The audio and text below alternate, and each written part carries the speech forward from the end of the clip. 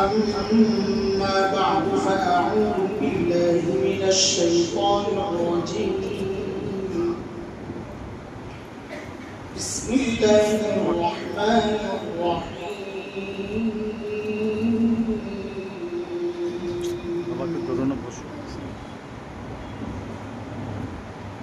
وإذ يرفع إبراهيم القواعد من البيت وإسماعيل ربنا تقبل منا إنك أنت السميع العليم آمنت بالله صدق الله العلي العظيم আজকের মুবারক মজলিসে উপস্থিত হযরত উলামায়ে কিরাম মুহতারাম বুজুর্গ মুরব্বিয়ান ইনজাম যুবক বন্ধুরা আল্লাহ তাআলার লাখ শুকর আল্লাহ তাআলা দ্বীনি এই মজলিসে আমাকে আপনাকে আসার বসার কিছু কথা বলা ও শোনার তৌফিক দান করেছেন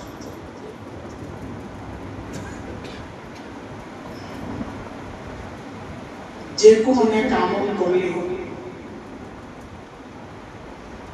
আল্লাহ তাআলার ইচ্ছা আল্লাহর বিনিময় দিবেন কি দিবেন না দুনিয়াতে দিবেন না আখিরাতে দিবেন না উভয় জায়গাতেই দিবেন এটা আল্লাহর ইচ্ছা দিতেও পারেন নাও দিতে পারেন কিন্তু প্রত্যেকটা নেক আমলের একটা নগদ প্রাপ্তি আছে নগদ প্রাপ্তি সেটা কি যে কোনো নেক আমল করার সাথে সাথে মনের মধ্যে আমাদের যেন এই অনুভূতিটা আসে যে এই মুহূর্তে আল্লাহ আমার উপর সন্তুষ্ট বলে আমাকে এই কাজটা করার সুযোগ দিয়েছে এটা হচ্ছে নগদ প্রাপ্তি ঠিক উল্টাটা আবার খুবই ভয়ঙ্কর যে কোনো গুনাহ শাস্তি আল্লাহ দিবেন না দুনিয়াতে দিবেন না আখিরাতে দিবেন না সব জায়গাতে দিবেন এটা আল্লাহর ইচ্ছা না দেওয়াও আল্লাহর ইচ্ছা কিন্তু নগদ একটা পুরস্কার ক্ষতির দিক যেটা যে কোনো গুনাহ করলেই মনের মধ্যে যেন এই অনুভূতিটা থাকে যে আমার রব আমার উপর নারাজ অসন্তুষ্ট তাই আমাকে এই গুনাহটা করার সুযোগ করে দিয়েছেন আমরা বাচ্চাদের উপর রাগ হলে বলি না যা ইচ্ছা কর যায় আল্লাহ ওই মানুষকে বলতেছেন যেন যা ইচ্ছা কর যায় আমাদের বন্ধু আমাদের সহকর্মী মুফতি মামুন হোসেন কাসিমি হাফিজাহুল্লাহ বুজুর্গদের কথা বললেন আব্দুল হাই পাহাড়পুরি রহমতুল্লাহ তার আরেকটা পরিচয় আছে তিনি হযরত হাফিজ হুজুর রহমতুল্লাহি আলাইহি জামাত আছে তো হযরত হাফিজ হুজুর রহমতুল্লাহি আলাইহি একটা কথা বলতেন নাকি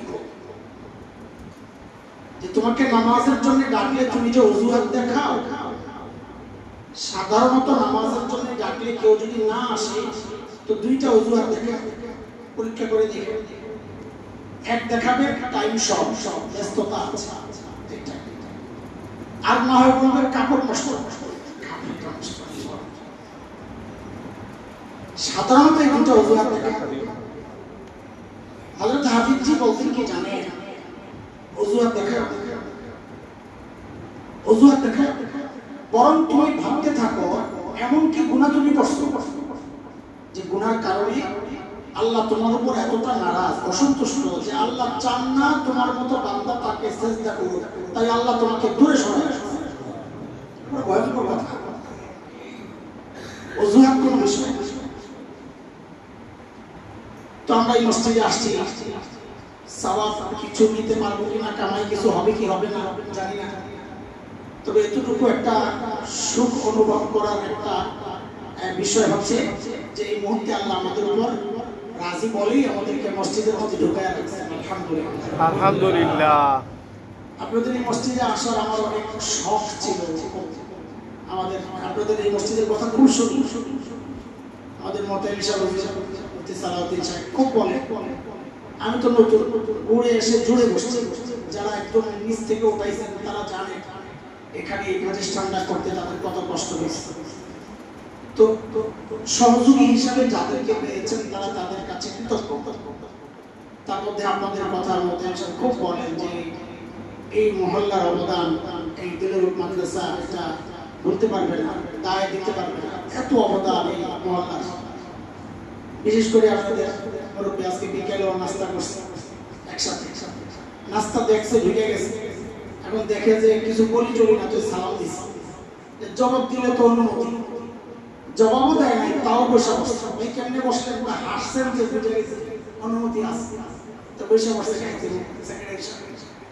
আমার বলার উদ্দেশ্য হচ্ছে একটা হৃদ্যতার সম্পর্ক এই মহল্লা, এই মসজিদ, এই মসজিদের মুসলিমের সাথে আমাদের মাদ্রাসা। সেই সূত্রে এই মহতাব হিসাবে বললেন যে ভাই একদিন যদি এখানে বসতেন একটু উপকার হইত, সেজন্য আপনাদের সামনে আসা। আমরা এত আমল আমরা করতেছি আলহামদুলিল্লাহ, দ্বীনের কাজ, নামাজ, সাদাকা, সহযোগিতা, পারস্পরিক সম্পর্ক, দেখেন আলহামদুলিল্লাহ আল্লাহ তৌফিক দিচ্ছেন। কিন্তু যদি এগুলো কবুল না হয় তা আমাদের এই সমস্ত আমলের কোনো মূল্য নেই। আপনি ইবলিসের আমলের খবর জানেন আপনারা? পরিমাণ আমরা এখানে যারা আছি সবার আমল একসাথে করে আরো কয়েক হাজার গুণ দিলেও ইবলিসের আমলের সমান হয়। একটা ইসরায়েলি রিওয়ায়াত, তাফসীর কিতাবে অনেক ইসরায়েলি রিওয়ায়াত যেগুলো পূর্বে যে সমস্ত ইহুদিরা মুসলমান হয়েছেন তাদের থেকে সমান। এর মধ্যে একজন মহান ব্যক্তিত্ব ছিলেন কাব ইবনে আহবার, ওনার বর্ণনা সত্য। এই জাতীয় রিওয়ায়াতের ব্যাপারে আমাদের অবস্থান হচ্ছে লা মুসাদ্দিকু ওয়া লা নুকাযযিব, আমরা সত্যও বলি না, মিথ্যাও বলি না। হইতে পারে সেটা হচ্ছে ইবলিস আসমানে 1,84,000 বছর ইবাদত করছে। কত পরিমাণ? 1,84,000 বছর। এই যে এত আমল ইবলিসের, আল্লাহ একটা ঘোষণায় সব শেষ হয়ে গেছে। কি? ফাখরুজ মিনহা ফাইন্নাকা রাজিম, তুই বের হ এখান থেকে, তুই অভিশপ্ত, সব শেষ। একটা ছোট উদাহরণ দিয়ে আপনাদের, আমরাও মোবাইল ব্যবহার করি, ফেরেশতা এখন নাম্বারগুলো কেউ একজন জেনে যায় কোনোভাবে, তো মহাব্বত করে এটা অনলাইনে দিয়ে দেয় যে অমুক হুজুরের এই নাম্বার, অমুক হুজুরের এই নাম্বার। এটা না জায়েজ কাজ বলে নিয়ে আপনাদের, তো আমরা বন্ধ তো করতে পারি না। এই নাম্বার দিয়ে অ্যাকাউন্ট খোলা, এই নাম্বার পাসপোর্টে, এই নাম্বার আইডিতে, এই নাম্বার দিয়ে পাশে বিদ্যুতের লাইন নেওয়া, গ্যাসের লাইন নেওয়া, সব তো এই নাম্বার পাল্টাবো কিভাবে? তো রাখতে হয়, বাধ্য হয়ে এখন সিস্টেম করে দিছে ছেলেমেয়েরা যে যে সমস্ত নাম্বার সেভ করা না এগুলো ঢুকবে না, সিস্টেম আছে। আগে জানতাম না। তো গত কিছুদিন, 3-4 দিন আগে ওই যে হযরত বললেন একজন আলেমের কথা, হযরত মাওলানা আবু তাহের মিসবাহ, যাকে বলছেন জানি আল্লাহকে দেখাবো, যে আমি এটা নিয়ে আসছি। ওনার এক ভাই আছেন সাঈদ মিসবাহ। হুজুর হঠাৎ করে কি মনে করে, হুজুর খুব নিজে ভালো হালিম পাকান নিজে বাসায়। তো 3-4 দিন আগে অনেকগুলো হালিম পাক করে বড় বান্ডে করে আমার বাসায় পাঠায়। তো রাতে আমাকে ফোন দিচ্ছেন, শুধু আমাকে মহব্বত করে, খাইছি কিনা, কেমন লাগছে জানার জন্য। তো হুজুরের এই নাম্বারটা আমার মোবাইলে সেভ করানো, তো আটকে গেছে। রাগ করছেন। আরেক মাওলানারে ফোন দিয়েছেন, তুমি আমার কি নাম্বার দিছো, নাম্বার তো ঢোকে না। মনে করছেন ভুল নাম্বার, সহজ সরল মানুষ, বুজুর্গ মানুষ। ওই আল্লাহর বান্দা আমাকে ফোন দিয়েছেন রাত্রে 2:30টার সময়। আমার সফর ছিল গাজীপুরে, শেষ কাপাসিয়া, আসছিলাম রাস্তায়, বলে ভাই আপনি হুজুরের ফোন কেন ধরেন না? কোথায় ফোন? দেখেন তো দেখি একটা নাম্বার থেকে অনেক ফোন। এখন এত রাতে তো হুজুরকে ফোন দিলে কাজ হবে না। পরদিন সকালেরও কিছু সময় পর ফোন দিয়েছি, হুজুর মাফ করে দিয়েন, আমি তো এমন একটা সিস্টেম করে রাখছি। তো হুজুর বলেন ভাই 100-র উপরে ফোন দিয়েছি আমি, কি হইল? তো মনে মনে বলি, হুজুর আপনি কষ্ট পাইছেন, কিন্তু আমার একটা মাসআলা আমার একটা পরিষ্কার হয়েছে যে ব্লক থাকলে 1000 নাম্বার কল দিলেও ঢোকে না। আমি আমল যতই করি, যদি আল্লাহ ব্লক দিয়ে রাখে তা আমার এই আমল কিন্তু ভিতরে ঢুকবে। কথাটা কি বুঝাইতে পারছি? যত আমলই করি না কেন, এই জন্য আপনি দেখেন আমাদের যত বড় আছে সেই নবীদের স্বভাব আলাইহিস সালাম, তারা যখন কোনো আমল করতে সাথে সাথে দোয়া করতে, আল্লাহ তুমি আমলটা কবুল করে নাও। যেমন উদাহরণ হিসাবে শুরুতে আমি একটা আয়াত পড়ছি, হযরত ইব্রাহিম আলাইহিস সালাম যখন কাবা বানান, কাবা, ইব্রাহিম আলাইহিস সালাম কি জান্নাতের মানুষ, নবীদের মধ্যে উঁচু মাকাম, যার সম্পর্কে আল্লাহ নিজে বলেছেন ওয়াত্তাখাযাল্লাহু ইব্রাহিমা খলিলা, ইব্রাহিমকে আল্লাহ তাআলা বলেন আমি আমার একান্ত বন্ধু হিসাবে গ্রহণ করলাম। এত বড় ব্যক্তি খলিল ইব্রাহিম আলাইহিস সালাম, তিনি বানাইলেন কাবা শরীফ। আচ্ছা, কাবা শরীফ বানানো কি জান্নাতের কাজ? কাবার মর্যাদা কত? আরে কাবার কারণে কাবা কেন্দ্রিক যে মসজিদটা, এই মসজিদকে কি বলে? মসজিদুল হারাম। সেই মসজিদুল হারামের মর্যাদা কত? নবী আলাইহিস সালাম বলেন কেউ যদি মসজিদে নববীতে নামাজ পড়ে তো অন্য মসজিদের তুলনায় তার নামাজ 1000 গুণ বেড়ে যায়। কত? দুর্বল বর্ণনা একটা আছে 50,000-এ, কেউ নিতে পারে, আমরা 1000 বলতেছি। কিন্তু কেউ যদি মসজিদুল হারামে নামাজ পড়ে তো অন্য মসজিদে নামাজ পড়লে যে সওয়াব তার চেয়ে 1,00,000 গুণ বেশি সওয়াব হয়। সওয়াবের দিক থেকে অন্য মসজিদের তুলনায় মসজিদুল হারামের মর্যাদা 1,00,000 গুণ বেশি। এটা কি দিক থেকে? সওয়াব, সওয়াব, মর্যাদা। সওয়াব এক জিনিস, মর্যাদা আরেক জিনিস। সহজে বোঝেন, সওয়াব হলো বিনিময়। ধরেন এদেশের প্রধান যিনি হন মন্ত্রী, প্রধানমন্ত্রী, কথার কথা ধরেন ওনার বেতন কয় টাকা? ধরলাম 2 লাখ। এমন অনেক বাংলাদেশের কোম্পানি, আমি নিজেও জানি কিছু, যাদের শীর্ষ অফিসারদের বেতন 10 লক্ষ টাকার উপরে আছে না? এখন তাকে যদি বলা হয় তুমি 10 লাখ টাকার চাকরি ছেড়ে দিয়ে প্রধানমন্ত্রী হবানি, সে কি বলবে? রাজি হবে না? মনে করবে কি বলে? রাজি হবে? ও রাজি হবে কি হবে না জানি না, আমারে বললে তো আমি চোখ বন্ধ করে ধরবো না। ঠিক আছে, প্রধানমন্ত্রীকে দিয়ে দাও, আমার 10 লাখ লাগবে না। এখানে তো বেতন কম, বলে বেতন কম কিন্তু মর্যাদা। এই জন্য সওয়াব আর মর্যাদা এক জিনিস না। কখনো কখনো সওয়াব কম হয় কিন্তু মর্যাদা বেশি হয়। যেমন হাদিসে আসছে শেষ জামানায় সুন্নাত আঁকড়ে ধরলে আল্লাহ শাহাদাতের সওয়াব দেন। কি দেন? মর্যাদা, আজরুহু বলা হয়েছে। সওয়াব, সওয়াব, তার মানে সওয়াব তো পাবে কিন্তু শহীদের মর্যাদা পাবে না, এটা আলাদা জিনিস। তো অন্য মসজিদের থেকে বাইতুল্লাহ মসজিদে হারামে নামাজ পড়লে 1,00,000 গুণ বেশি কি কিনা মর্যাদা বেশি। মর্যাদা কত জানি না, আল্লাহ জানে। সহজ কথা, সওয়াব 1,00,000 গুণ বেশি এটা জানি, যেহেতু নবী বলেছেন সাল্লাল্লাহু আলাইহি ওয়াসাল্লাম। এই একটা জিনিস, নবীর নাম উচ্চারিত হইলে সাথে সাথে কি করবে? সাল্লাল্লাহু আলাইহি। আমাদের অধিকাংশ এই যে গজল যারা গায়, আমি এটা যেখানেই পাই ধরি, না ধরলে তারা খেয়ালও করে না। পুরা গজলের মধ্যে নবীর বিভিন্ন নাম, বিভিন্ন তার প্রশংসার শব্দ, এগুলো বলতেছে।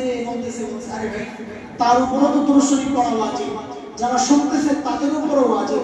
সেও ওয়াজিব ছাড়ার গুনাহ করতেছে, যারা শুনতেছেন তারাও ওয়াজিব ছাড়ার গুনাহ করতেছে।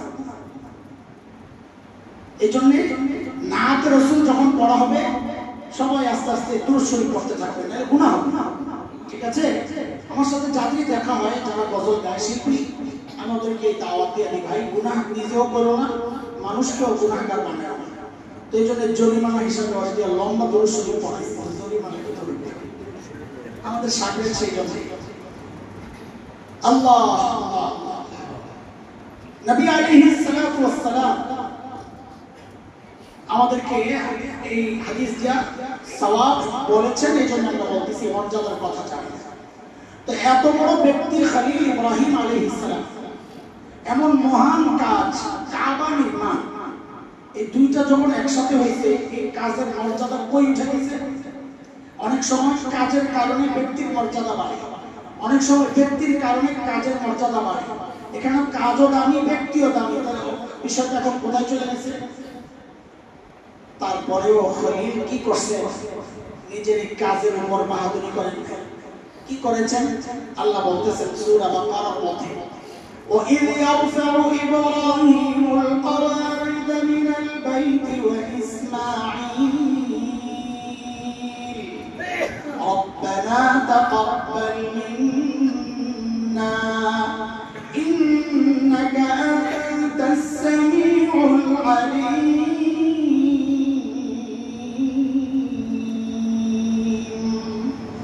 দোয়া করতেছেন, দোয়া, আল্লাহ আমি বাইতুল্লাহ বানাইছি, কাবা বানাইছি, আমি কে আমার কাজী বাকি, আপনি কবুল না করলে এর কোনো দাম নাই, আল্লাহ আপনি কবুল করে দেন।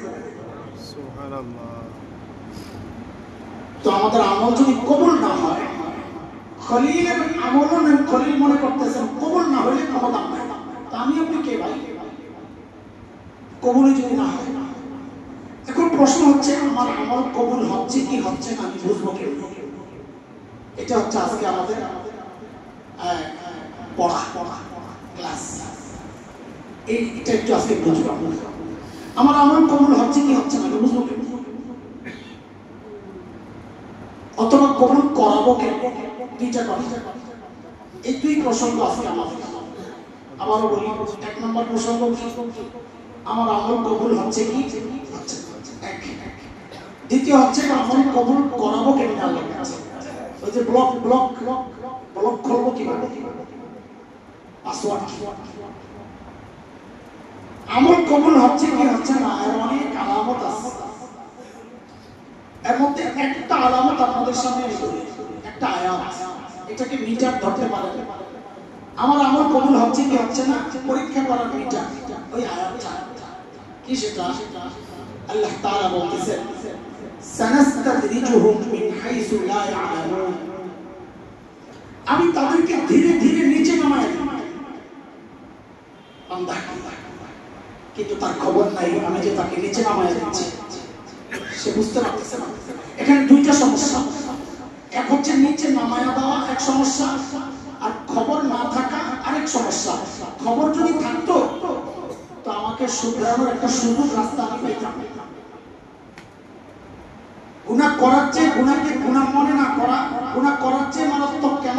এই কারণে যে গুনাহ করলে যদি মনে করি গুনাহ করতেছি তো তওবার রাস্তা আছে, তা আমি যদি গুনাহই মনে না করি তো তওবা কেন করব? এই জন্যই বিদআত এত মারাত্মক। বিদআত হচ্ছে ওই গুনাহ যে গুনাহে মানুষ গুনাহ মনে করে না। গুনাহ মনে করলে তো বিদআত হইতো না, বিদআত তো হয় সওয়াব মনে করে করলে। এই জন্যই তো বিদআত এত ভয়ঙ্কর গুনাহ, কারণ তওবা নসিব হয়। সে তো মনে করতেছে আমি তো সওয়াবের কাজ করতেছি, আমি গুনাহ করতেছি নাকি, তওবা করব যে। তো একে তো আল্লাহ তাআলা নিচে নামায়া দিচ্ছেন, এটা একটা ভয়ের বিষয়। আরেক হচ্ছে ওয়াহুল্লাহ আলামুন, আমি যে নামায়া দিচ্ছি এই খবরও থাকবে। এই আয়াতটা আমাদের জন্য একটা মানদণ্ড, একটা মিটার। আমার অবস্থা আগের চেয়ে ভালোর দিকে না খারাপের দিকে? গত বছর আমার যা চলতো এই বছর আছে কিনা চালু? গতকাল যা করছি আজকে করতে পেরেছি না আস্তে আস্তে খারাপের দিকে যাচ্ছে? বয়স কোন অজুহাত না আমাদের দিকে। হুজুর বয়স বাড়তেছে, দুর্বল হয়ে যাইতেছে, আমল তো কমপ্লিট না। যারা আল্লাহ ওয়ালা তাদেরকে দেখেছি বয়স যত বেড়েছে তাদের জিকির তিলাওয়াত কান্নাকাটি তত বেড়েছে। বয়স অসুস্থতা এগুলো কোনো অজুহাত না। যদি এমনটা দেখা যায় যে মানুষ আগে আমাদেরকে ভালোবাসত, মানুষের হৃদয়ের মধ্যে আমাদের জায়গা ছিল, এখন জিজ্ঞেস করলে মানুষ বলে এরা আগের লোক সব বরাবর। বিষয় আল্লাহ নিচে নামায়া দিচ্ছেন, আমার খবর নাই। আমার কোনো পাপের কারণে, আমার কোনো সমস্যার কারণে আল্লাহ নিচে নামায়া দিচ্ছেন, আমার খবর নাই। যদি এমনটা হয় তাইলে বুঝতে হবে আমার পিছনের আমল কবুল হচ্ছে না, তাই আল্লাহ তাআলা ধীরে ধীরে আমাকে আমল থেকে দূরে সরাইয়া দিচ্ছেন, আমার খবর নাই। পেছনের আমল কবুল হলো কিনা এটা দেখার জন্য এটা একটা মানদণ্ড যে আমার জীবনের পরিবর্তনটা কোন দিকে, ভালোর দিকে না খারাপের দিকে।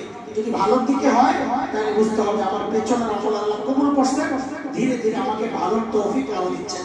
আর যদি খারাপের দিকে হয় তো বুঝতে হবে পেছনের আমল কবুল হয় নাই, তাই ধীরে ধীরে আল্লাহ তাআলা আমাকে নিচে নামায় দিচ্ছেন। আমি কি বুঝাইতে পারছি? খুব সূক্ষ্ম বিষয়। এমন আরো আলামত আছে, সময় বেশি লাগবে, এখানে আমি আজকে বেশি কথা বলতে চাচ্ছি না। ওই ব্লকটা সরানোর জন্য যে পাসওয়ার্ড, ওই বিষয়ে একটু কথা বলতে চাচ্ছি। আমল আটকায়া যায় কোথায়, সরাবো কি দিয়া?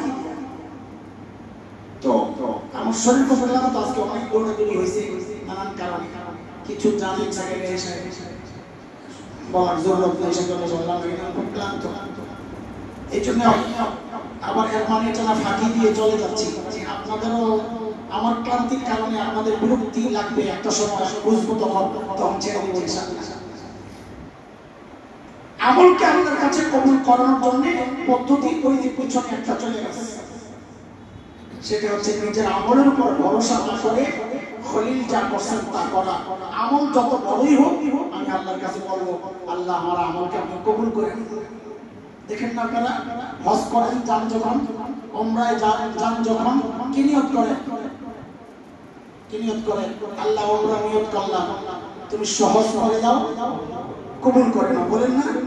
তার মানে কি আমাকে শেখানো হচ্ছে, প্র্যাকটিস করানো হচ্ছে এটা যে আমল যত বড়ই হোক, উমরার মতো আমল, হজের মতো আমল যত বড়ই হোক, আল্লাহ যদি কবুল না করে এই আমলের কোনো মূল্য নাই।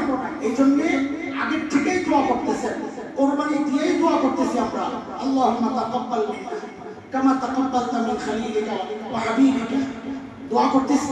কারণ আমি কোরবানি করলাম, আল্লাহ কবুল না করলে, এই জন্য এক নম্বর আমল হচ্ছে আমল কবুল করানোর জন্য আল্লাহর কাছে দোয়া করা, যে কোনো আমলের পরে দোয়া করা, আল্লাহ আমার আমলকে কবুল করে নেন। ঠিক আছে ইনশাআল্লাহ। আমাকে পড়াশোনায় তো হবে, কিন্তু বলে আমলকে কবুল করানোর জন্য এক নম্বর আমল কি বললাম? আমলের পরে, আমলের পরে চলে দুই নম্বরটা শোনার আগে একটা গল্প শোনেন। গল্প মানে আন্দাজি বানানো এই সমস্ত গল্প না, কোরআনের গল্প। আমরা গল্প বলি, কোরআন আছে, গল্প হাদিস আছে। দোষ হচ্ছে বানানো গল্প বলা, হাসানোর জন্য গল্প বলা, অথবা গল্প দিয়ে বয়ান সাজানো, এটা হচ্ছে দোষ। কথা বলবো কোরআন থেকে, কথা বলবো হাদিস থেকে, বোঝানোর জন্য গল্প। কিন্তু এখন সমাজ উল্টে গেছে, সারাক্ষণ শুধু গল্প বলে, কোরআন হাদিস নাই। একজন বক্তা বয়ান করে, ওয়াজ করে, যে একে একজনের স্লিপ পাঠাইছে, কন্টাক্ট করে বক্তা ওয়াজ করে, নাকি কন্টাক্ট করে, তো স্লিপ পাঠাইছে একজন যে হাজরাত শুনলাম কোরআন হাদিসের আলোচনা করে কন্টাক্ট করে টাকা নেওয়া যায়, আপনি কন্টাক্ট করছেন? তো বক্তা জবাব দেন, হ্যাঁ ফতুয়া ঠিক আছে, কোরআন হাদিসের আলোচনা করে কন্টাক্ট করা জায়েজ নাই। কত আপনি জানেন? কারণ আমার আলোচনার মধ্যে কোরআন হাদিস থাকে না। এখন যা হয়ে গেছে, আল্লাহ মাফ করে আমাদের, লা হাওলা ওয়ালা কুওয়াতা ইল্লা বিল্লাহ। একটা গল্প শোনাই আপনাদের। বলে হযরত আদম আলাইহিস সালামের শুরুর দিকে দুই ছেলে ছিল, নাম মনে আছে? হাবিল কাবিল। মাশাআল্লাহ। আরেকটু বলে, এই হাবিল আর কাবিলের মধ্যে এক ভাই আরেক ভাইকে হত্যা করছে। কে কাকে হত্যা করছে? হাবিলকে হত্যা করছে। কাবিল হাবিলকে। শাবাশ, মাশাআল্লাহ, সুবহানাল্লাহ। এই হত্যার আগে দুই ভাইয়ের মধ্যে কথোপকথন হচ্ছে। বিষয়টা কি? লড়াইটা কি নিয়ে? একজনকে বিয়ে করা নিয়ে। সিস্টেম হলো বিয়ে, কাবিলের জোর বিয়ে করবে হাবিল। মানে ওই সময় এক বছর এক ছেলে এক মেয়ে হইতো, পরের বছর এক ছেলে এক মেয়ে হইতো। তো ওই সময় আল্লাহর বিধান ছিল এক বছরের মেয়ে পরের বছরের ছেলে, পরের বছরের মেয়ে এই বছরের ছেলে, এইভাবে ক্রস বিয়ে। কাবিলের যে বোন, নিয়ম মতো বিয়ে করবে কে? ও ছিল আকলিমা, একটু সুন্দর। তো কাবিল বলেন, আরে আমি দিব না, আমি বিয়ে করব। তো হাবিল বলে, ভাই এটা তো আল্লাহর বিধান, ঠিক আছে লটারি দাও, যার নাম আসে দুইজনে মিলে পরামর্শ করছে লটারি মিলে করবেন, যার কোরবানি কবুল হবে সেই দিয়ে করবে। তো হাবিল আনছে একটা ভেড়া জাতীয় জন্তু, আর কাবিল আনছে কিছু কৃষি তরিতরকারি। তো আল্লাহ তাআলা হাবিলের কোরবানি কবুল করছে। এই প্রসঙ্গটা কোরআনুল কারীমের সূরা মায়েদায় আসছে। আল্লাহ বলেন ওয়াতলু আলাইহিম নাবা বনি আদম বিল হক إذ قربا قربانا فتقبل من أحدهما ولم يتقبل من الآخر قال لأقتلنك قال إنما يتقبل الله من المتقين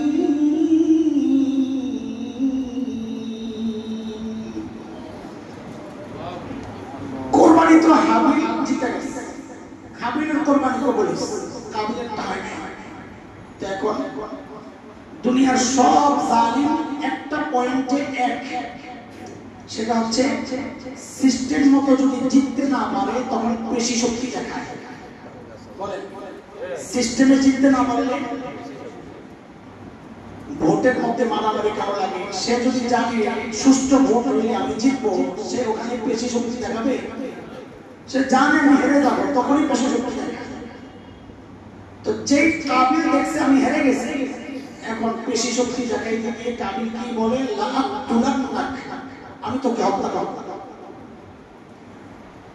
হাবিলের যে জবাবটা এটা হচ্ছে আমাদের পয়েন্ট। হাবিল তখন কি বলতো কোরআন বলতেছে, হাবিল বলে ভাই আমাকে কেন হত্যা করবে, আমার দোষ সমস্যা তোমার কেন?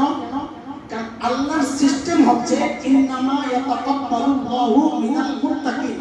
আল্লাহর সিস্টেম হচ্ছে আল্লাহ আমল কবুল করেন মুত্তাকিরা, অপরাধী গুনাহগারের আমল আল্লাহ কবুল করেন না। তুমি অপরাধী, তুমি গুনাহগার, তোমার কোরবানি কবুল হয়নি, দোষ কি আমার? এই আয়াতের এই টুকরা থেকে গবেষক আলেমরা বের করেছেন কি, যে আল্লাহর আমল কবুলের সিস্টেম হচ্ছে বান্দা যখন গুনাহ ছাড়ে মুত্তাকি হয়, তাকওয়া অর্জন করে, ওই বান্দার নেক আমল আল্লাহ কবুল করেন। বান্দা যদি গুনাহ অব্যাহত রাখে, ওই বান্দার আমল আল্লাহ কবুল করবেন না। এখন খোলাখুলি কিছু কথা বলবো। আমাদেরকে আনসার আপনাদেরকে খুশি করার জন্য, আপনাদেরকে ঠিক করার জন্য? আগে ঠিক করার কথা, ঠিক করার জন্য। যদি ঠিক করার জন্য হয় তাহলে ডাক্তারের উপর রাগ করা যাবে না, অপারেশনের সিদ্ধান্ত নিয়ে, ঠিক আছে না? জি। ডাক্তারের উপর রাগ করা, সমাজের মানুষ ডাক্তার মারতে চায় খুব বেশি, যে তুমি আমাকে মিষ্টি ওষুধ কেন দিলে?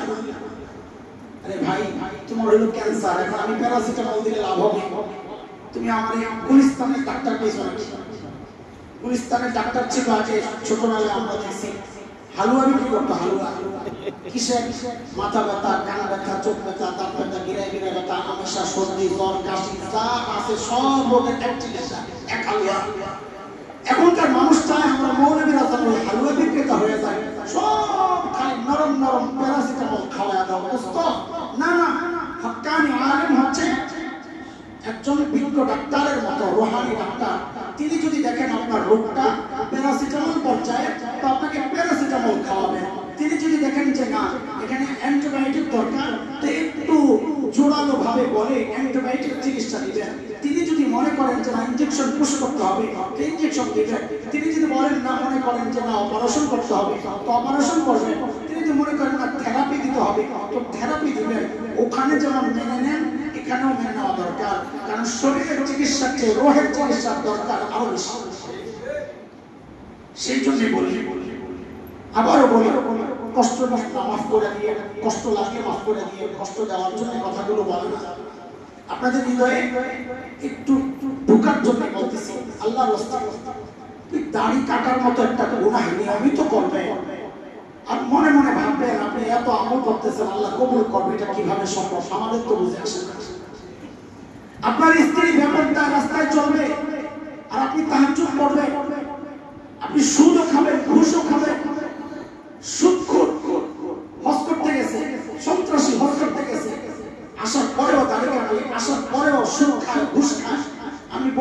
পার্থক্য কি হয়েছে?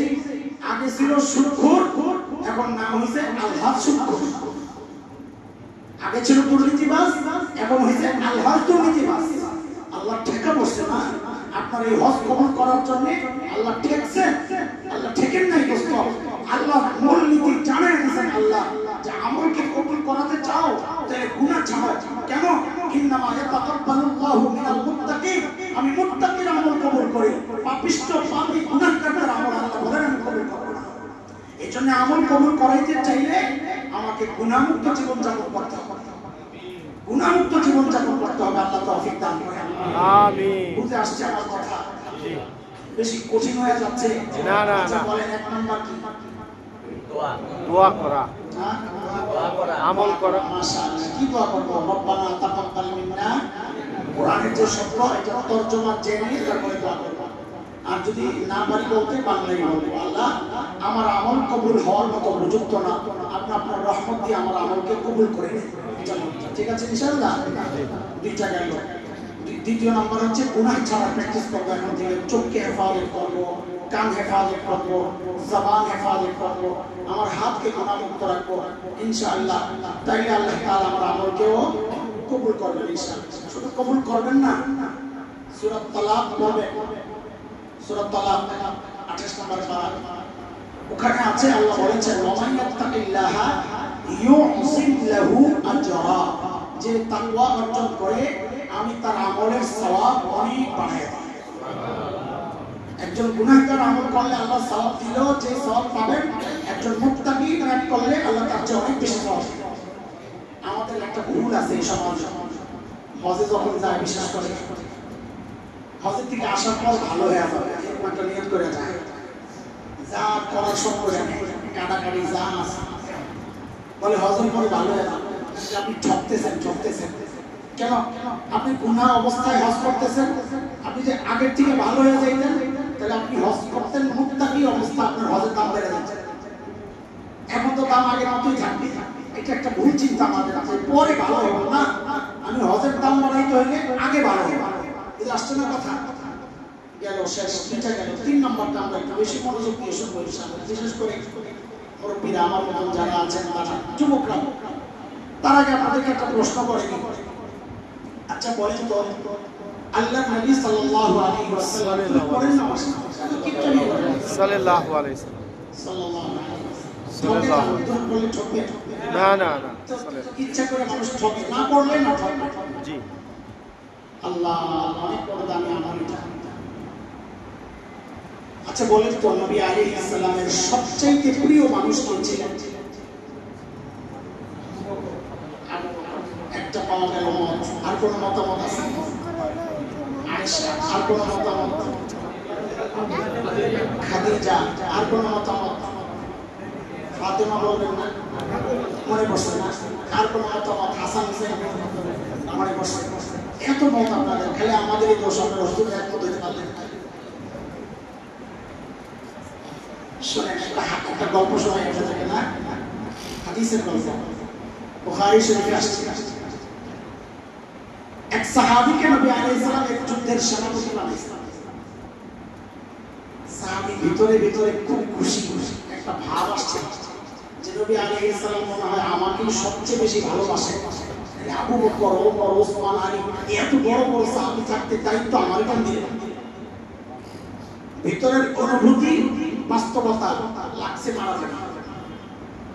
নিজের অনুভূতি বলে আমাকে নবী সবচেয়ে ভালোবাসে, কিন্তু একটু বাস্তবে আসলে আবার ধাক্কা খায়। বাস্তব তো দেখি আরেকটা, এই বাস্তবতা আর ভেতরের অনুভূতির সংঘর্ষ চলতেছে। তো মনে মনে চিন্তা করলেন দরকার কি মারামারি? নবী আলাইহিস সালাম আছেন, জিজ্ঞেস করলেই তো হয়। তো নবী আলাইহিস সালামের কাছে গেছেন, যায় জিজ্ঞেস করতেছেন, ইয়া রাসূলুল্লাহ আইয়ুন নাস আহাব্বু ইলাইক, আল্লাহর হাবিব আপনার কাছে সবচাইতে প্রিয় মানুষ কে? সবচেয়ে প্রিয় কে?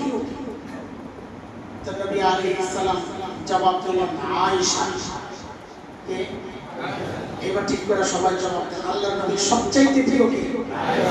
আবার বলে, আবার বলে, ভুল হবে না ইনশাআল্লাহ, ঠিক আছে না? অন্যরা প্রিয়, আয়েশা সবচেয়ে প্রিয়। সাহাবী একটা ধাক্কা খেয়েছে, চিন্তা করলাম কিভাবে বলেন, ধাক্কা খেয়েও আবার সামনে উঠে আবার মনে মনে চিন্তা করতেছে, এটা তো নারী ক্যাটাগরি, পুরুষ ক্যাটাগরিতে আমি থাকতে পারি।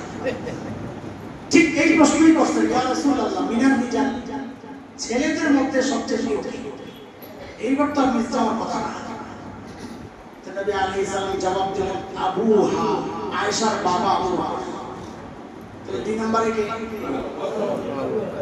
সাহাবী চিন্তা করতেছেন, আচ্ছা আবু বকর তো আলাদা এক ব্যক্তিত্ব, ওনার সাথে খামাখা কেউ টিকবে না, চাইলে বাদ এই হিসাবে বাইরে। দ্বিতীয় হইলেও তো কম না। আবার জিজ্ঞেস করেন ইয়া রাসূলুল্লাহ সুম্মা মান, এরপরে কি?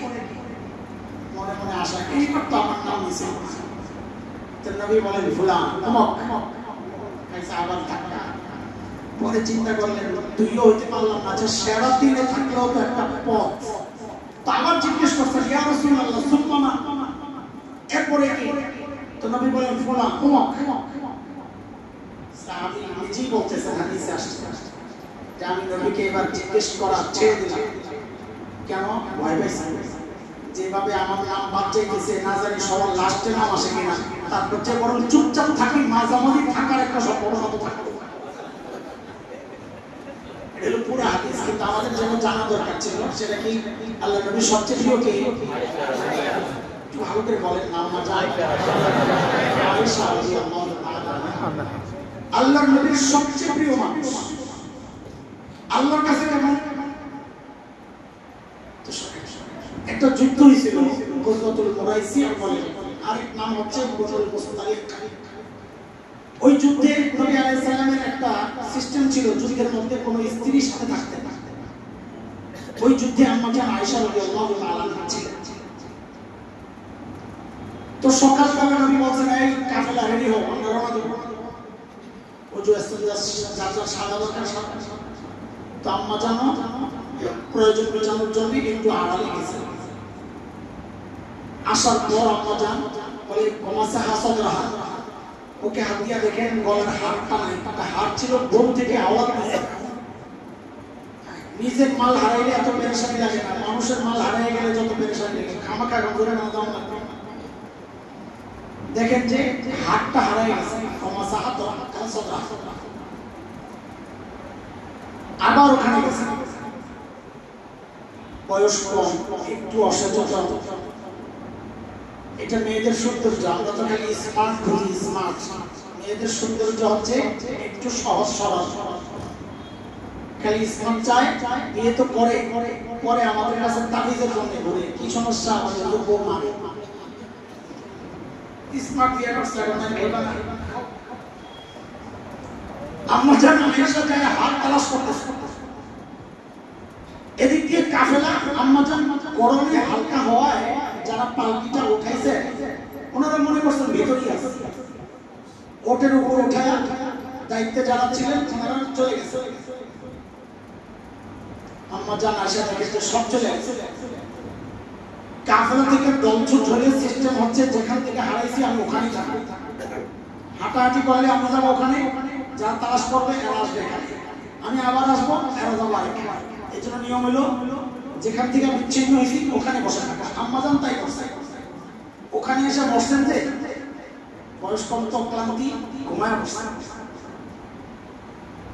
আল্লাহর নবীর আরেকটা সিস্টেম ছিল, কাফেলা যখন চলে যেত একজনকে পেছনে রেখে যেত। কেন? সবাই যাওয়ার পর একটা চেক দিবে কিছু রয়ে গেল কিনা। এই জমানায় বেশি দরকার। অধিকাংশ দর্শনে দেখা যায় কেউ না কেউ বলে না সার সারটা ফেলাই আসছে। কি ফেলাই আসছে? সার সারটা।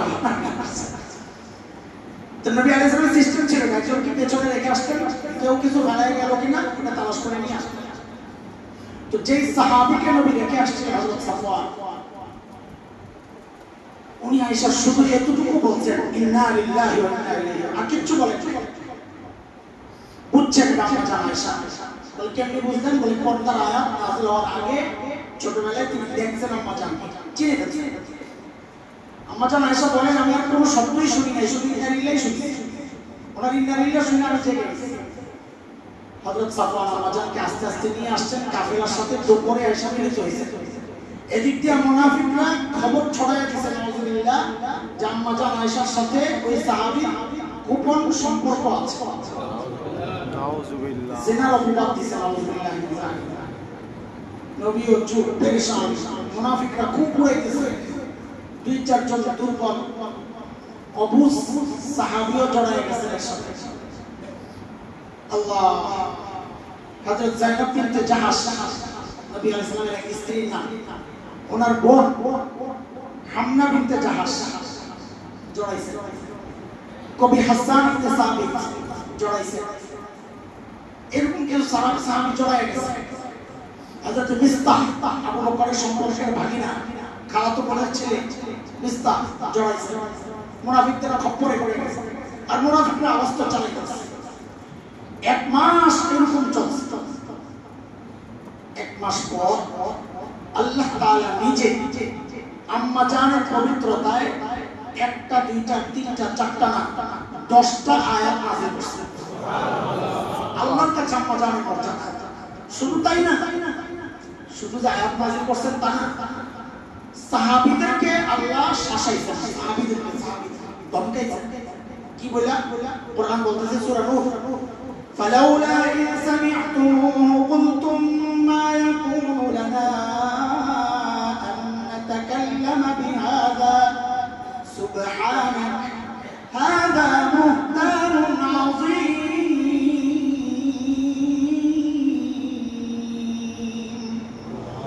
আল্লাহ সাহাবীদেরকে বলতেছেন, আরে তোমরা যখন এই কথাগুলো শুনলা তখন কেন বললা না? এটা হতে পারে না। আল্লাহ পবিত্র, আল্লাহর নবী পবিত্র, আল্লাহর নবীর স্ত্রী পবিত্র। হাযা বুহতানুন আযীম, এটা স্পষ্ট অপবাদ। এই কথা তোমরা সাহাবীরা কেন বললা না? আল্লাহ সাহাবীদেরকে শাসাইতেছে। কার পক্ষে? কার পক্ষে? আম্মা জান আয়েশা। তাহলে নবীর সবচাইতে প্রিয়, আল্লাহর কাছে যার মর্যাদা এত, সেই আম্মা জান, সেই আম্মা জানের একটা ছোট্ট গল্প শোনায় আপনাদেরকে। কোথায় ওনারা, কোথায় আমরা? তাহাজ্জুদের নামাজে দাঁড়াইছে আম্মা জান, নামাজ পড়তেছে। কোরআনুল কারীমের একটা আয়াত আসছে। আয়াত কি? ওয়াবাদা লাহুম মিনাল্লাহ মা লাম ইয়াকুনু ইয়াহতাসিবুন। আয়াতটা পড়ার সাথে সাথে আমরা কান্না শুরু করছি। নামাজ আয়াত শেষ করতে পারতেছি, আবার শুরু করছি। وبدا لهم من الله ما لم يكونوا يحتسبون। আবার শুরু করছি, কান্না করতেছি, আবার শুরু করছি, শেষ করতে কান্না করতেছি। আম্মা জান সারা রাত কান্না করছে। শেষ সময় কোন রকম নামাজ শেষ করছে। ও ভাই, কি ছিল, কি আছে আয়াতে যেভাবে কাঁদতেছেন আম্মা জান? কি আছে? আমাদের জন্য খুব সহজ, আম্মা জানের জন্য বিষয়টা খুব কঠিন হয়ে গেছে, অথচ উল্টা হওয়ার কথা ছিল। আয়াতের বক্তব্য কি? আল্লাহ বলতেছে হাসরের মাঝে বান্দার কারো কারো স্বপ্ন এমন পরিচয় প্রকাশ পেয়ে যাবে আল্লাহর পক্ষ থেকে, যার কল্পনাও সে দুনিয়াতে করে নাই। দুনিয়ায় পরিচয় ছিল একটা, হাসরে জান্নাতে পরিচয় আরেকটা। এই আয়াত পড়ে আম্মা জান কাঁদতেছেন এই ভয়ে, আরে দুনিয়ায় তো আমার পরিচয় আমি নবীর স্ত্রী, দুনিয়ায় আমার পরিচয় আমি আবু বকরের মেয়ে, হাসরের মাঝে উঠলে না জানি পরিচয় পাল্টায় যায়, তখন আমার উপায়টা কি? কোথায় হাসান জানি? মাঝে মধ্যে আমারও কলেজে মোচড় দেখে, দুনিয়ায় তো মানুষ জানে হাফেজ, দুনিয়ায় তো মানুষ জানে আলেম, দুনিয়ায় তো মানুষ জানে মুত্তাকি, হাসরের মাঝে না আল্লাহর পক্ষ থেকে ঘোষণা আসে, অন্তাজুল ইয়াউমা আইয়ুহাল মুজরিমুন, সূরা ইয়াসিনের মধ্যে আসছে এই কথা, এই ঘোষণা আসছে আল্লাহর পক্ষ থেকে, ও অপরাধীরা তোরা আলাদা হয়ে যা। অপরাধীরা বসে আর নেককার আল্লাহ না জানি ওই তার নাম শুনতো, না জানি আল্লাহর সামনে গিয়ে গেলে আল্লাহ এই কথা বলে থামায়া দেন। কোরআনে আসছে ওয়াকিফুহুম ইন্নাহুম মাসউলুন, আরে থামা, আরে আটকা, একে জিজ্ঞেস করতে হবে, প্রশ্ন করা লাগবে দোস্ত এইরকম যদি ঘোষণা চলে আসে আচ্ছা কোনো উপায় নাই দুনিয়ায় তো মানুষ জানে আরে ভয় লাগে ভয় না জানি আসলে মাঠে জালেমের সাথে উঠতে হয় কিনা পরিচয় পাল্টায়া যায় কিনা দুনিয়ায় তো নিশ্চিন্তায় বসে আছে আমি হাজি আমি নামাজি যদি না হাসরে দেখা যায় পাজিদের সাথে আল্লাহ আরে এটা তো সাহাবীদের কথা বলতেছি সাম্প্রতিক কালের কথাও শোনেন না ব্রিটিশ বিরোধী আন্দোলনের অন্যতম সিপাহ সালার শেখুল হিন্দ মাহমুদ হাসান দেওবন্দি রহমতুল্লাহ আলাইহি যিনি শেখুল হিন্দ নামে পরিচিত ইংরেজরা গ্রেফতার করে নিয়ে গেছে মাল্টার দ্বীপে সাথে শারগাত হযরত হোসেন আহমদ মাদানিও গেছে নিজে উনি আসামি ছিলেন ওস্তাদের সাথে চলে গেছে তো হযরত হোসেন আহমদ মাদানি তিনি শোনাইছেন শেখুল হিন্দকে ইংরেজরা পিটাইতো স্বীকার করাইতে পারতো না শুধু বলতো একটুখানি বলে যে আমরা বৈধ আমরা আমাদের স্পেশাল যারা লোক আছে তাদের লিস্টে আপনার নাম উঠাইয়া দিতে শেখুল হিন্দ বলতে আমি তোমাদের লিস্টে নাম উঠাইতে গিয়া আল্লাহর লিস্ট থেকে নাম কাটাইতে রাজি না তো তারা কি করতো জানেন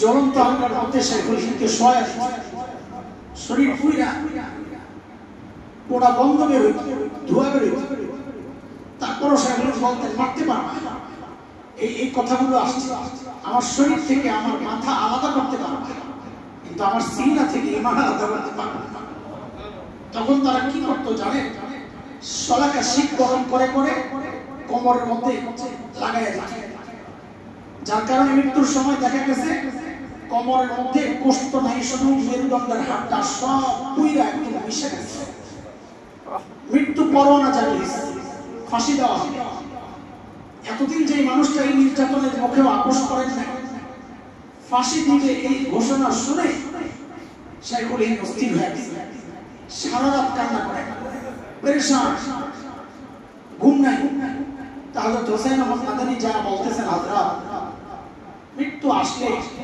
এইভাবে মৃত্যু আসলে তো আপনি শহীদ তো আপনি পেরেশান কেন এত টেনশন কিসের শাহাদাতের তামান্না আপনি করেন তো এখন টেনশন কেন তো শেখুল হিন্দ কি বলেন জানেন আরে টেনশন তো মৃত্যুর জন্য না এতদিন তো এটা চাইতেছি আমল তো করতেছি এখন তো ভয় লাগতেছে যে আল্লাহ যদি আমার মৃত্যুরে কবুল না করেন তো আমি কি নিয়ে দাঁড়াবো আর আমি আপনি 2 রাকাত আমি নামাজ পড়ে মনে করতেছি জান্নাত আমার জন্য অপেক্ষা করতেছে হ্যাঁ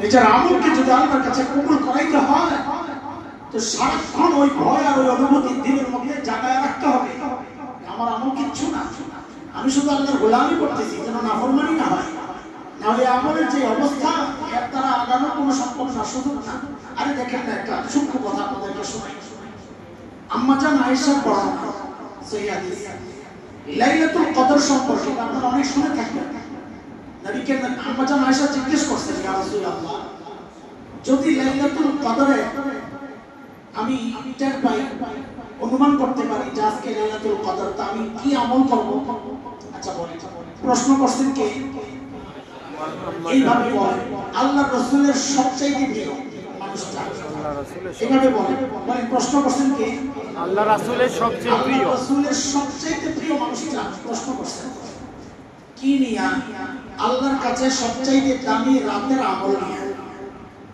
দুইটা দীক্ষা করছেন একটা হচ্ছে প্রশ্নকারীকে আল্লাহর রাসূলের সবচেয়ে প্রিয় মানুষ আর প্রশ্ন করা হয়েছে কি নিয়া সবচেয়ে দামি রাত নিয়া তো এবার বলেন তো নবী আলাইহিস সালাম জবাবে যেটা বলবে সেটা কি কোনো স্বাভাবিক আমল হওয়ার কথা সবচেয়ে প্রিয় মানুষকে সবচেয়ে দামি আমলটাই তো বলার কথা নাকি জি আল্লাহ রাসূল বলতেছেন আয়েশা যদি মনে হয় যে আজকে লাইলাতুল কদর তো বেশি বেশি পড়বা আল্লাহুম্মা ইন্নাকা আফুউন তুহিব্বুল আফওয়া ফাআফু আননি আল্লাহ আপনি ক্ষমাশীল, আপনি ক্ষমা করাকে ভালোবাসেন, সুতরাং আমাকে ক্ষমা করে দেন।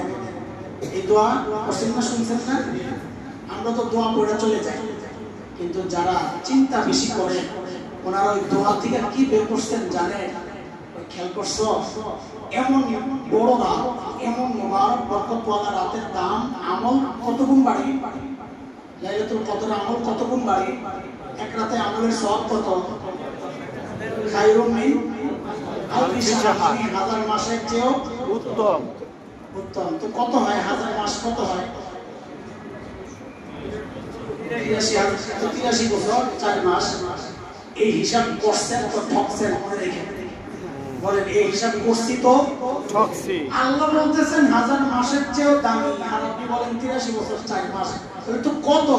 বলে আল্লাহ, শুনেন, আপনি রাস্তা দিয়ে হেঁটে যাচ্ছেন, একটা ভিক্ষুক আপনাকে দেখে বলল এদিকে আসো, বলে কি চাচা? কালকে দেখা করো, তোমারে অনেক কিছু দিব। তা আপনি হেসে দিবেন, নিজে ভিক্ষা করে খায়, আবার আমারে অনেক কিছু দিবে। একই কথা যদি আপনাকে কে বলতো? দুনিয়ার বর্তমান সবচেয়ে বড় ধনী কে? Elon Musk. হ্যাঁ, ইলন মাস্ক। ইলন মাস্ক বলা মানে পিচ্চিও জানে। ইলন মাস্ক যদি আপনাকে কেন, আমরা ডক্টর ইউনূস সাহেবকে বলতো, উপদেষ্টা করা, যে কালকে দেখা করেন, বড় কিছু একটা দিব। ডাক্তার ইউনূস সহ সব উপদেষ্টাদের সারা রাতের ঘুম হারাম হয়ে যেত। আর এই খবর যদি মোদি কাকু পাইতো, ওরও ঘুম হারাম হয়ে যেত। না জানি ইলন মাস্ক কি দিয়ে দিচ্ছে, আল্লাহ জানে। স্টার মার্কেট নেটওয়ার্ক দিয়ে দিচ্ছে কিনা, হ্যাঁ, স্টারলিং। টেনশন করে যেত। বক্তব্য কিন্তু দুইটা এক। ফকির লোকটার বক্তব্য একই ছিল, কালকে অনেক দিব, আপনি হাসলেন। ইলন মাস্কের বক্তব্য, কালকে অনেক দিব, আপনি আনন্দে ঘুম হারাম হয়ে গেল। কেন? মানুষ যত বড়, ব্যক্তি যত বড়, তার অনেকও তত বড়। বলেন, ব্যক্তি যত বড় তার অনেকও। আল্লাহ বলেছেন হাজার মাসের চেয়েও বেশি। বলে বেশি কত? বলে আমার আল্লাহ বড় যত। সুবহানাল্লাহ। বলেন বেশি কত? আমার আল্লাহ বড়। আপনি 83 বছর 4 মাস নিয়ে কেন খুশি থাকেন? আমি তো খুশি না। বলে লাগবে কত? বলে আল্লাহ আপনি বড় যত। কি দিব তোরে? মাঝে মাঝে বলি আল্লাহ কত আর দিবেন? যতটুকু দিলে জান্নাতে ঢুকতে পারবো, আমার অতটুকুই চলবে, থাক, বেশি লাগবে না, আরেক বাইরে দিয়ে দেন। কতটুকু লাগবে? যতটুকু পাইলে জান্নাতে ঢুকতে পারবো। আমার ধান্দা তো জান্নাতে যাওয়া। কেন? জান্নাতে গেলে যে নবীকে দেখবো, সাল্লাল্লাহু আলাইহি সাল্লাম। জান্নাতে গেলে যে নবীকে, জান্নাতে গেলে নবী দেখবো, আল্লাহ দেখবো। ধান্দা তো এটা। বেশি দিয়ে কি করবো? তো কত লাগবে? বলে যত দিলে জান্নাতে যাবো তত দেন। এত দাম লাইলাতুল কদরের, যে কথা বলতেছি, এত দামি রাতে নবী আমল শিখাইতেছেন। আল্লাহ আপনি ক্ষমাশীল, ক্ষমা করাকে পছন্দ করেন, আমাকে ক্ষমা করেন। নিজের আমলের কোনো কথা আসছে না? আসছে যে আল্লাহ আজকের এত দামি রাত, আমি কিন্তু অনেকগুলো আমল করছি, এশার নামাজটা পড়ছি, নিশ্চয়ই আমার এশার নামাজ হাজার মাসের বেশি নামাজ পড়লে যা লাভ হইতো অত লাভ হয়েছে। তো এই উসিলায় আমারে মাফ করে দেন, নবীটা শিখাইছেন না? তা আমাদের বড়রা এখান থেকে বের করছেন। দেখো দেখো, ওই রাতেও আল্লাহর নবী দোয়া শিখাইতেছেন কিভাবে? ও আল্লাহ, আমি যে আপনার কাছে আসছি, আমার কোনো পুঁজি নাই। পুঁজি থাকলে পুঁজির প্রসঙ্গ আসতো, কিন্তু দোয়া শিখানো হচ্ছে এইভাবে, ও আল্লাহ, আমি যে আপনার কাছে আসছি, আমার কোনো পুঁজি নাই, আমার আমল যেগুলো আছে এগুলো আপনার সামনে আনার মতো না। তো বান্দা কেন আসছো? আমার একটা ভরসায় আসছি। কি ভরসা? আমার পুঁজি একটাই, আমি যে রবের দুয়ারে দাঁড়াইছি ওই রব ক্ষমাশীল। আমি যে রবের দুয়ারে দাঁড়াইছি ওই রব ক্ষমা করাকে ভালোবাসেন। এইটাই আমার পুঁজি, আমার কোনো পুঁজি নাই, আমার পুঁজি এটা। সুতরাং আমাকে মাফ করে দেন। দোয়ার সিস্টেম দেখছেন? হ্যাঁ, আমাদেরকে এভাবেই শেখানো হচ্ছে। হাদিসও এভাবেই আমাদেরকে শিখাইছে যে নিজের আমলকে পুঁজি মনে করো না। কি এমন আমল করি? আমলই করতে। আরে যারা নবীকে দেখে দেখে আমল করছে, তাদের চেয়ে তো দামি হয়ে যায় না আমাদের আমল, বরং তাদের মর্যাদা কত।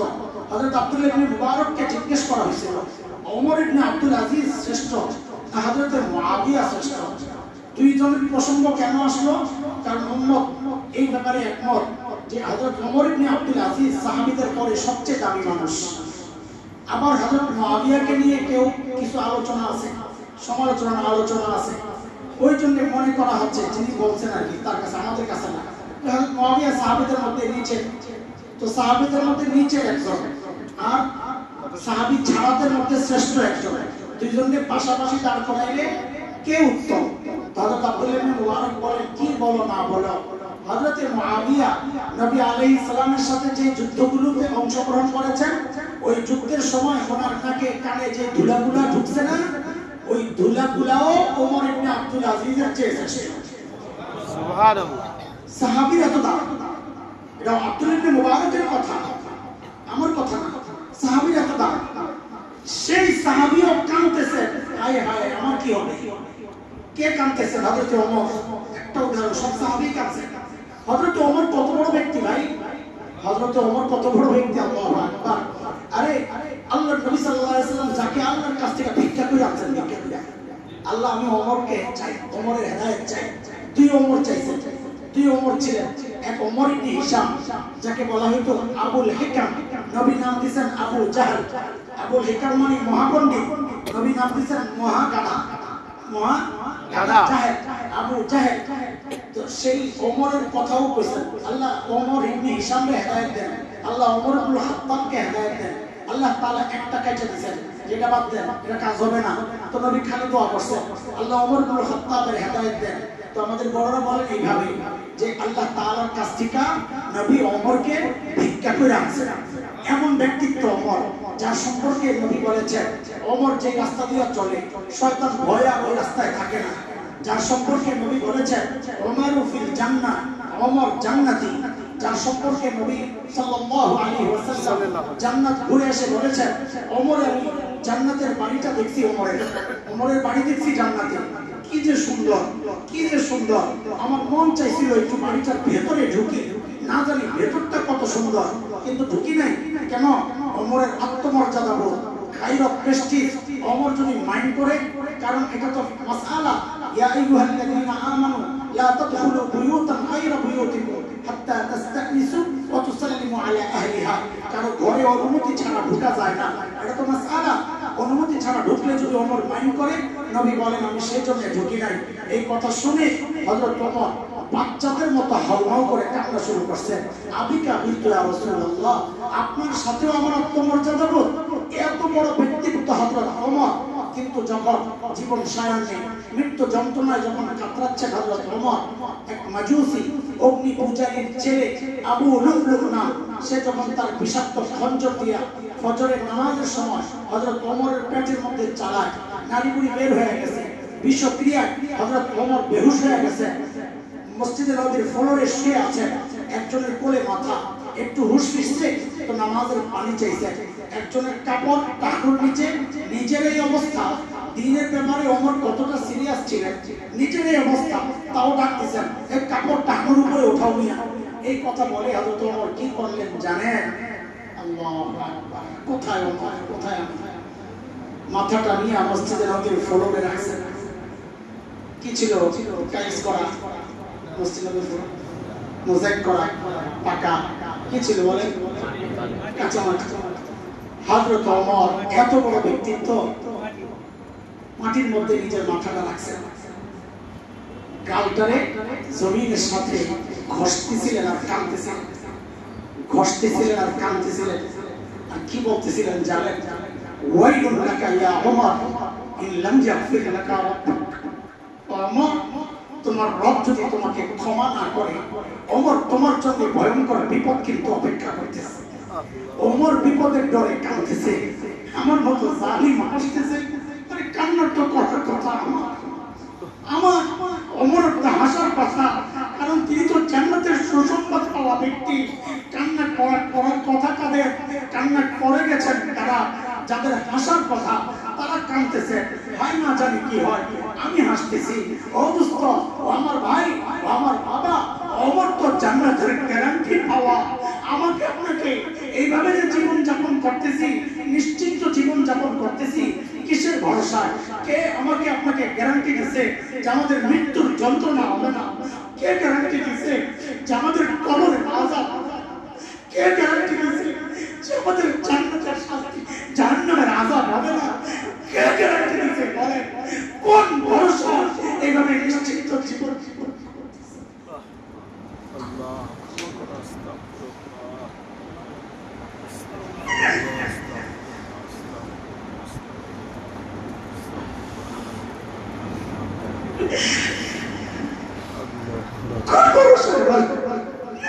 আপনাদের কি বুঝে আছে জানি না, আমার কোনো বুঝি নাই। আমল যেগুলো আছে ভেজাল, গুনাহ যেগুলো আছে একদম সলিড, গুনার মধ্যে ভেজাল নাই। এই আমল নিয়ে কেমনে পারি দেবো? এত কঠিন পরিস্থিতি। হ্যাঁ বলেন না কিছু।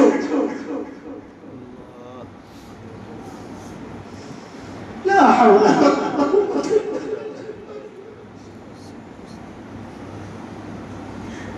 আল্লাহ মাফ করে দাও। আল্লাহ ক্ষমা করো মাবুদ।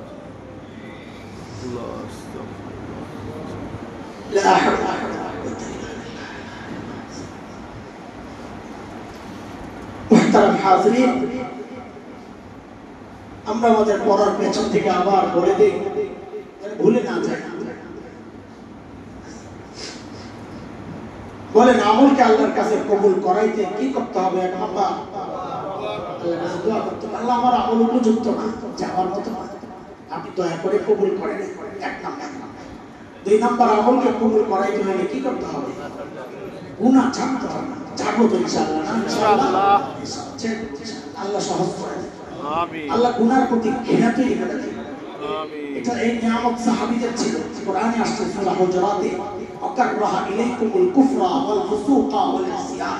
সাহাবীদের গুনার প্রতি আল্লাহ নিজে ঘৃণা তৈরি করে দেন। গুনাহ ভালো লাগতো না।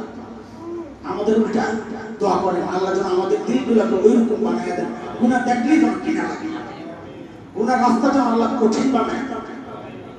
তিন নাম্বার, প্রত্যেকের দিলের মধ্যে ওই অনুভূতি লালন করা যে যা করতেছি আল্লাহর হুকুম মানতেছি, না হয় এর দ্বারা বাঁচার রাস্তা নাই, ধরা পড়ে যেতে পারে, ধরা পড়ে গেলে বাঁচার উপায় নাই। আল্লাহ যদি রহম দিয়া তার দয়া দিয়া বাঁচায়, এছাড়া আমার যাওয়ার পর আমার কি হবে? আমার উপায় নেই। এই ভয়, এই অনুভূতি, এই অস্থিরতা সবসময় হৃদয়ে লালন করা, চোখের পানি ঝরানো, এগুলো হচ্ছে আমাদের কাজ। আমরা এই চেষ্টাগুলো করতে থাকবো, অব্যাহত রাখবো, তো আশা করা যায় আল্লাহ তাআলা আমাদের আমলকে কবুল করবেন ইনশাআল্লাহ। আল্লাহ তাআলার কাছে আমাদের এই আখিরি প্রার্থনা, আল্লাহ যেভাবে করলে, যে অনুভূতি লালন করে, যেভাবে যে আমল করলে আপনি কবুল করবেন, আমাদের সবাইকে সে আমলগুলো সেভাবে করার তৌফিক দান করুন। আমিন। আজকে এই পর্যন্তই থাক, আবার কখনো আসলে ইনশাআল্লাহ আবার দেখা হবে, কথা হবে ইনশাআল্লাহ। আছি আপনাদের পাশে, খেদমতে আসি। কিছু সুযোগ আপনারা করে দিয়েছেন, প্রতিষ্ঠান করছেন, আপনাদের জানা আছে কিনা জানেন, আমি জানি না, হয়তো জানেন, যেহেতু আপনাদের এই প্রতিষ্ঠান। আমাদের এই প্রতিষ্ঠান কিন্তু এখন ঢাকার মধ্যে রেজাল্টের দিক থেকে 1 নাম্বার, এটা কি জানেন আপনারা? আলহামদুলিল্লাহ। সারা বাংলাদেশে সিরিয়ালে 4 নাম্বার, সারা বাংলাদেশে। আর ঢাকা হিসাব করলে 1 নাম্বার পুরো ঢাকার মধ্যে। আপনাদের আমাদের মধ্যে, আমি তো আরেক জায়গায়, আমি যে মুসাফির, আপনারা স্থানীয়, আপনাদের প্রতিষ্ঠান এটা এখন পুরো ঢাকার মধ্যে। আমাদের যে বোর্ড আছে, জাফর মাদ্রাসা আরবিয়া বাংলাদেশ কওমি মাদ্রাসা শিক্ষা বোর্ড, ওই বোর্ডের সারা বাংলাদেশের মধ্যে 4 নাম্বার, ঢাকার মধ্যে এখন 1 নাম্বার। আলহামদুলিল্লাহ। ঢাকার মতো বড় বড় প্রাচীন মাদ্রাসা আছে, যাত্রাবাড়ি মাদ্রাসা, ফরিদাবাদ মাদ্রাসা, লালবাগ মাদ্রাসা, জামিয়া রহমানিয়া মাদ্রাসা, এখানে কয়েকটা, মামুল হক সাহেবদের একটা, মুফতি মনসুর হক সাহেবদের আছে, এরকম অনেক মাদ্রাসা আছে, মিরপুরে আছে, খুব বড় বড় মাদ্রাসা আছে। ছাত্র আমাদের থেকে 3 গুণ না 4 গুণ ছাত্র বেশি। কিন্তু আলহামদুলিল্লাহ আপনারা ওই যে শুরুতে ইখলাসের সাথে, নিষ্ঠার সাথে সহযোগিতা করছেন, ওই ইখলাসওয়ালা দানগুলো আল্লাহ কবুল করছেন। এই জন্য এখানে এই অল্প পরিসরে, অল্প জায়গার মধ্যে ছাত্র নিতে পারি না আমরা, খুব চাপ, তারপরেও রেজাল্ট হচ্ছে এটা। দোয়া করবেন আপনাদের মহল্লার জন্য বদনাম আমাদের দ্বারা না হয়। আপনারা হয়তো জানেন না, সারা বাংলাদেশের ওলামায়ে কেরাম আপনাদের এই ছোট্ট গলিটাকে চিনে দিলরুম কি দিয়া মাদ্রাসা দিয়া। এটা স্বীকার করুক আর না করুক কেউ, এটাই বাস্তবতা। ওলামাদের কথা বলতেছি, ওলামাদের, সাধারণ না। সারা বাংলাদেশের ওলামারা এক নামে চিনে দিলরুম মাদ্রাসা। আলহামদুলিল্লাহ, এটা আপনাদের সৌভাগ্য না, এটা গর্ব না, এটা আপনাদের গর্ব। দোয়া করে আল্লাহ তাআলা যেন আপনাদেরকে এই গর্ব করার মতো প্রতিষ্ঠানটাকে এইভাবেই রাখে। মাদ্রাসার সমস্ত জরুরতকে, অনেক চাপে থাকেন, মোতাই খুব পরিশ্রমী মানুষ মাশাআল্লাহ। আমি আমার বলি মায়া করে, পাগলা ভাই অস্থির, কি করবে না করবে সারাক্ষণ পেরেশান। আল্লাহ তাআলা যেন যারা দায়িত্বশীল আছেন তাদেরকেও আল্লাহ তাআলা কাজটা সহজ করে দেন। এবং আপনাদের কাছেও আমাদের অনুরোধ থাকবে, সবসময় যেভাবে সহযোগী ছিলেন সহযোগী থাকবেন। আমরা আপনাদেরকে প্রতিপক্ষ হিসাবে চাই না, আপনাদেরকে আমরা আমাদের সহযোগী হিসাবে চাই। থাকবেন না ইনশাআল্লাহ? ইনশাআল্লাহ। আল্লাহ মসজিদকে কবুল করেন। আমিন। আল্লাহ মসজিদের ইমাম, খতিব, মসজিদের সংশ্লিষ্ট কমিটি, মুসল্লি, মহল্লাবাসী সবাইকে আল্লাহ কবুল করেন। আমিন। ওয়া আখিরু দাওয়ানা আলহামদুলিল্লাহি রাব্বিল আলামিন। সুবহানাকাল্লাহুম্মা ওয়া বিহামদিক আশহাদু আল লা ইলাহা ইল্লা আনতা আস্তাগফিরুকা ওয়া আতুবু ইলাইক। দোয়া, এটা মজলিসের সাথে দোয়ার কোনো সম্পর্ক নাই। মজলিসে দোয়া করে মজলিস শেষ করে